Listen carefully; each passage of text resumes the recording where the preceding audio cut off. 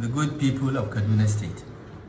In the evening of Saturday, 28th March 2020, I was notified that I had been tested positive for COVID-19 or coronavirus. I immediately made a public disclosure of this sad news and proceeded into isolation under the strict supervision of our medical professionals. I'm delighted to report today that after nearly 4 weeks of observing a strict medical regime, I have now received the all clear after 2 consecutive negative test results.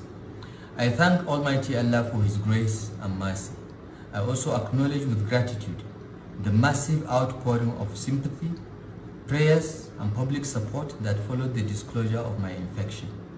My family not only went through the trauma of potentially losing a member, but also the risk of being infected as well. The entire family has been supportive as usual, while my many friends and colleagues from across Nigeria and all over the world have sent their prayers and best wishes, and I thank them. I wish to also thank the diligent medical personnel of our State Ministry of Health and the Barau Dikko Teaching Hospital who managed my case for their dedicated and professional care. It was cheering to see the determined efforts of our State COVID-19 Task Force chaired by the Deputy Governor, the officials of the Ministry of Health, ably led by the Commissioner, and our security and enforcement agencies who collaborated and worked together to manage and contain the spread of COVID-19 in our state.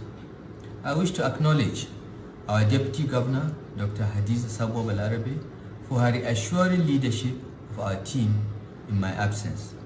In this trying period, our senior officials have demonstrated admirable commitment and flexibility to provide governance in circumstances that are so different from the old normal. The commitment, competence, and capabilities displayed by the Kaduna State government in my 4-week absence is clear evidence that we now have a public service that we can all be proud of. I'm relieved by my recovery. With the privilege of life, sound health, and the support and prayers of our citizens, I will continue to lead the efforts of the Kaduna State government to ensure that as few of our people as possible get infected by COVID-19, and that those who do get infected can receive adequate and timely care and treatment. Our emphasis is rightly on prevention because it is the prudent thing to do to save lives given the limited capacity of our health system.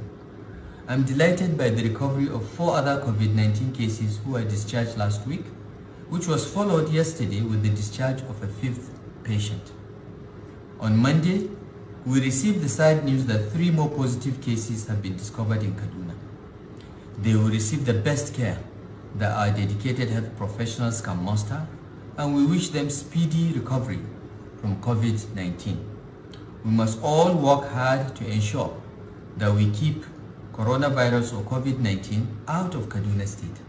We have lower infection rates than expected due to the stringent measures we imposed very early in our state. But we cannot let our guards down. We live in dangerous times. This disease is a threat to our humanity, our lives, and our livelihoods. As someone that has experienced it, I will not wish it on my worst enemy. We must reiterate that an infected person can show no symptoms as I did for up to 2 weeks, while unknowingly infecting others close to him or even through casual contact. That is why mixing with many people is not a good idea anymore.